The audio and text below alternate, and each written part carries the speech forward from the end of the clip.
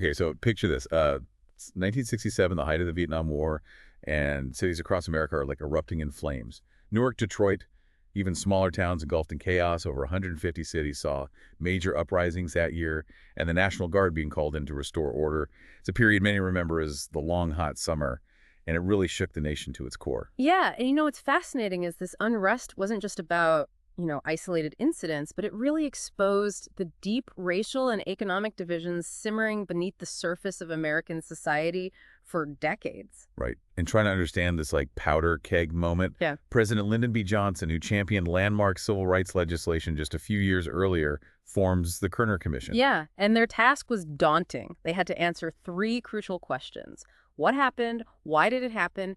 And most importantly, how do we stop it from happening again? So, we're diving into a pivotal moment in American history, one that still resonates so powerfully today. We've got archival audio that'll transport us back to the chaos of 67, insights from historians, and of course, we'll be digging into the Kerner Commission report itself. It's a document that's both a product of its time and surprisingly relevant to the challenges we still face today. Absolutely. So let's set the scene.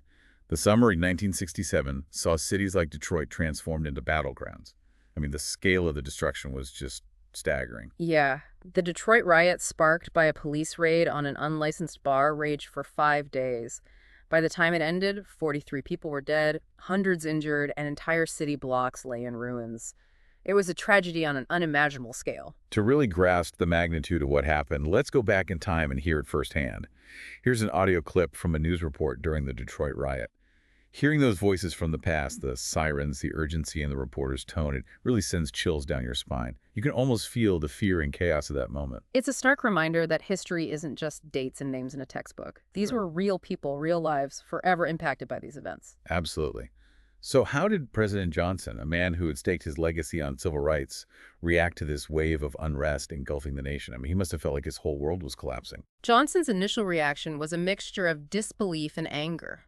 He felt betrayed, convinced that the Civil Rights Act and his war on poverty programs should have prevented this kind of upheaval. It challenged his worldview and his faith in the progress he believed he'd made. So what prompted him to form the Kerner Commission? Was it purely political pressure or a genuine desire to understand what was happening? It was likely a combination of both. His advisors warned him that the nation was teetering on the brink and that he needed to take decisive action. The public was clamoring for answers, and Johnson, despite his initial resistance, realized he couldn't simply ignore the problem. So the Kerner Commission has formed this group tasked with dissecting a national crisis. But I understand it wasn't exactly smooth sailing from the get-go. Tell us about the commission's makeup and the challenges they faced. The commission, officially known as the National Advisory Commission on Civil Disorders, was hastily assembled. Johnson appointed 11 members, a mix of politicians, experts, and civil rights leaders, like Rory Wilkins, the executive director of the NAACP. A diverse group, but were they truly equipped for such a monumental task? They faced several limitations from the outset. Their budget was a paltry $100,000, and they were given just a few months to complete their investigation and issue their report. It was a Herculean task, to say the least. You're telling me that's like trying to put out a raging fire with a garden hose? Exactly. And Johnson's selection of Illinois Governor Otto Kerner as chairman wasn't entirely accidental.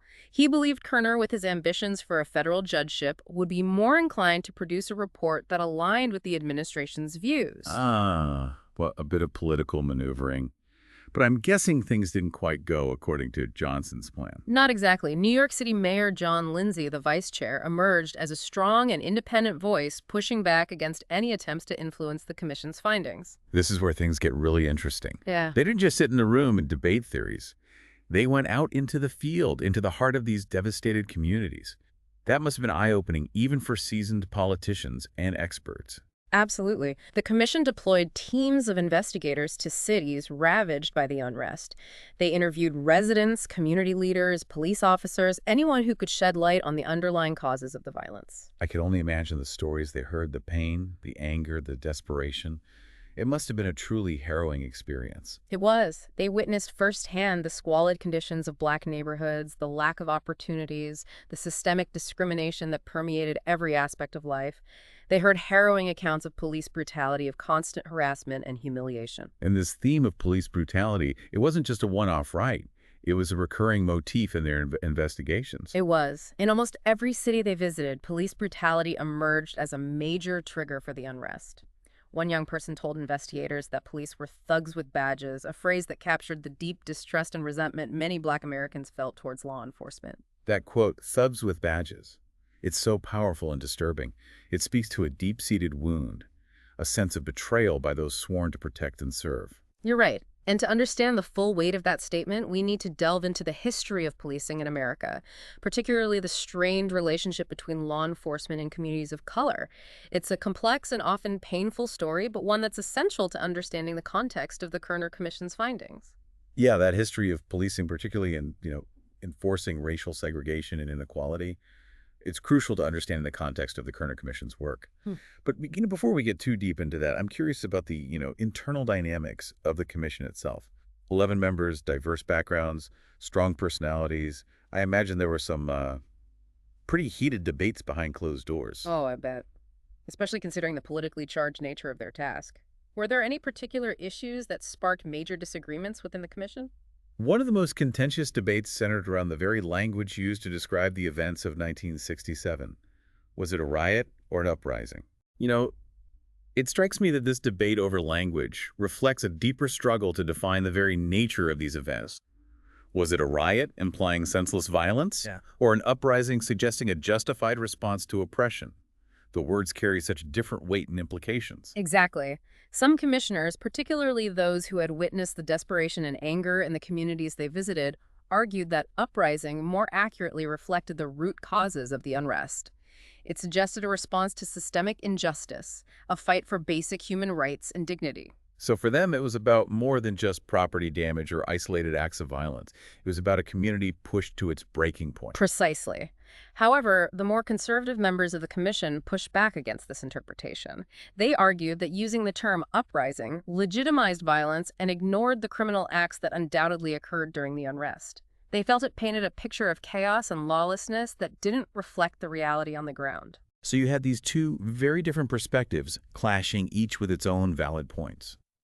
How did they ultimately bridge this divide? Because they did manage to reach a unanimous agreement on their final report, right? They did, which is quite remarkable considering the deep divisions within the commission and the nation as a whole.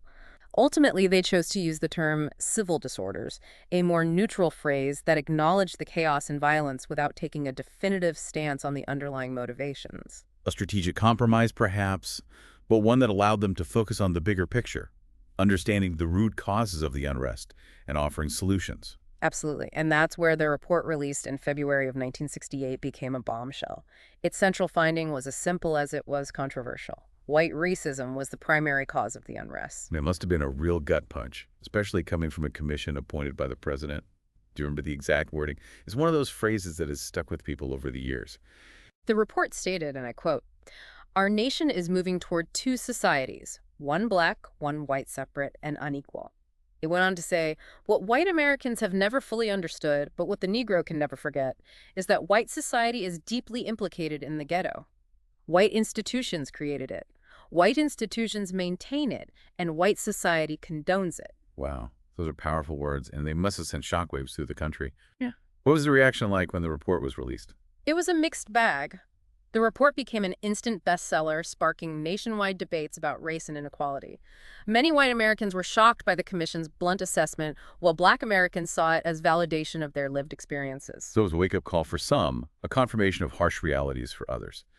But how did President Johnson, the man who commissioned the report, react to these findings? I imagine he wasn't too pleased with being told that white racism was at the root of the problem. Let's just say his response was less than enthusiastic. Johnson was furious. He felt betrayed by the commission, especially by Kerner, whom he believed he had in his pocket. He refused to publicly endorse the report or its recommendations. Was it just the accusation of white racism that angered him, or were there other factors at play? I mean, the report didn't just point fingers, it offered solutions, right? Yes. The report laid out a comprehensive set of recommendations addressing everything from housing and education to job creation and police reform. And here's where another layer of complexity comes in. These recommendations were not only far-reaching, they were also expensive. The estimated price tag ranged from $30 to $100 billion. Wow, even in today's money, that's a serious chunk of change. So what happened? Did Congress act on these recommendations? Did they at least attempt to implement some of them? Unfortunately, no. Despite the report's popularity and the urgency of its message, It was largely ignored by the government. Why? Was it purely a matter of cost? Or were there other political forces at play? It just seems baffling that a report this significant with its potential to address such pressing issues could be so easily dismissed. Cost was certainly a factor, but there were deeper political currents at play as well. The nation was deeply divided, and a law and order backlash was gaining momentum. Fueled by fear of crime and social unrest, this backlash shifted the focus away from addressing the systemic issues highlighted by the Kerner Commission. This law and order rhetoric, it feels eerily familiar, doesn't it? Like something we've been hearing a lot of in recent years. It's a pattern that seems to repeat itself throughout history.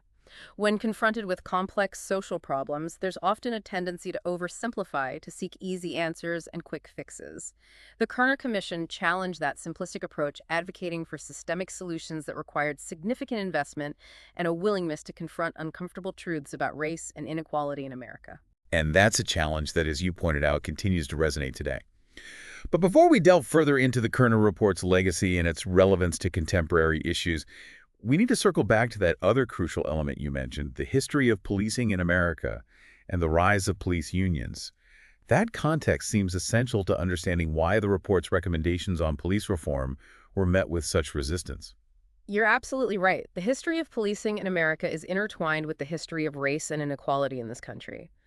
And the rise of police unions, particularly in the context of the Civil Rights Movement and the urban unrest of the 1960s, added another layer of complexity to the challenge of reforming law enforcement. Yeah, so we've been talking about how the Kerner Commission report was largely ignored by the government. And Yeah. President Johnson really unwilling to champion its recommendations and this law and order backlash gaining momentum. Right. So understand why the report's police reform recommendations, were particularly unwelcome. I think we need to look at the history of policing in America and the rise of police unions. It's a complex story, Right. but I think it's crucial to understanding, why meaningful police reform has been so difficult to achieve. Absolutely. You can't talk about police reform without understanding, the history of police unions and their influence on policy. Okay, so let's rewind a bit. When did police unions first emerge as a force in American society? Well, surprisingly, one of the pivotal moments in the history of police unionism happened right here in Boston. In 1919, 80% of the city's police force went on strike, demanding better wages, hours, and working conditions. Wow, a police strike that must have thrown the city into absolute chaos. It did. Robberies and riots broke out, and the mayor responded with force, calling in the militia to quash the protests. The governor, a fellow named Calvin Coolidge, who would later become president, famously declared, "There is no right to strike against the public safety by anybody, anywhere, anytime." Sounds like a pretty definitive defeat for the police union movement. It was a major setback. The strike was crushed, all the officers were fired, and it cast a long shadow over police unionism for decades. Many saw unions as incompatible with law enforcement, after all. One of the main roles of police in the early 20th century was to suppress worker strikes. Right. The irony wasn't lost on anyone. So when did things start to shift? When did police unions begin to gain real traction? It really wasn't until after World War II that police unions began to reemerge in a meaningful way. This coincided with a period of significant social change, including the Great Migration, when millions of Black Americans moved from the Jim Crow South to northern cities. And those cities weren't exactly welcoming, were they? Didn't Black Americans face intense segregation and discrimination even in the North? They did. And sadly, the police were often instruments of that oppression. They enforced discriminatory housing policies, harassed Black residents, and used excessive force with impunity. It was during this period that the call for police reform began to grow louder. So you had this push for reform on one side, and on the other you had police officers feeling increasingly embattled and looking to unions for protection and support. Precisely. And this dynamic really came to a head in the 1960s, with the civil rights movement gaining momentum and the Supreme Court mandating police reforms like Miranda rights. Police unions became more assertive, pushing back against any perceived threat to their power and autonomy. And then came the long, hot summer of 1967, the very unrest the Kerner Commission was investigating. How did police unions use that to their advantage? They seized on the fear and uncertainty gripping the nation. They argued that they were the thin blue line protecting society from chaos and that they needed more resources and fewer restrictions to do their job effectively. So they essentially flipped the script, portraying themselves as the victims, the ones who needed protection. Exactly. And it worked. The law and order rhetoric resonated with a public fearful of crime and social unrest. Police unions gained significant political clout, securing favorable contracts and resisting many of the reforms advocated by the Kerner Commission. It's tragic, really. This landmark report, with its potential for positive change, was met with such resistance. And as we've seen, that resistance to meaningful police reform continues to this day. It does. But even though the Kerner Report's recommendations were largely unfulfilled, it did succeed in shining a light on the deep-seated problem of systemic racism in America and its role in perpetuating inequality. That's a legacy that continues to resonate today. So what does this all mean? What can we learn from the Kerner Commission and its aftermath? I think one of the key takeaways is that acknowledging the problem is only the first step. Real change requires a sustained commitment to addressing systemic issues, and that often means challenging powerful interests and confronting uncomfortable truths. It's not easy, but it's necessary if we want to create a more just and equitable society. And those uncomfortable truths, as the Kerner Commission pointed out, often involve race and racism. We've seen a resurgence of that law and order rhetoric in recent years, haven't we? It's a reminder that the issues that fueled the unrest of 1967 are still very much with us. They are. The fight for racial justice, economic equality, and police reform continues. And the Kerner Report serves as a stark reminder of the work that remains to be done. Yeah. It makes you wonder, if the Kerner Commission were formed today, would its findings be any different? What would a 21st century Kerner Report look like? That's a question worth pondering. The parallels between 1967 and the social unrest we've witnessed in recent years are undeniable. We've seen the same anger, the same frustration, the same calls for justice. It's clear that we as a nation still have much work to do. And that work begins with understanding our history, both its triumphs and its failures. Thank you for guiding us through this deep dive into the Kerner Commission and its legacy. It's been a truly illuminating conversation. My pleasure. I encourage everyone listening to explore the Kerner Report for themselves. It's a document that still speaks to us today, reminding us of the unfinished business of creating a more just and equitable society. And if you enjoyed this deep dive into the Kerner Commission, be sure to subscribe to the Deep Dive for more explorations of fascinating topics that matter. Until next time.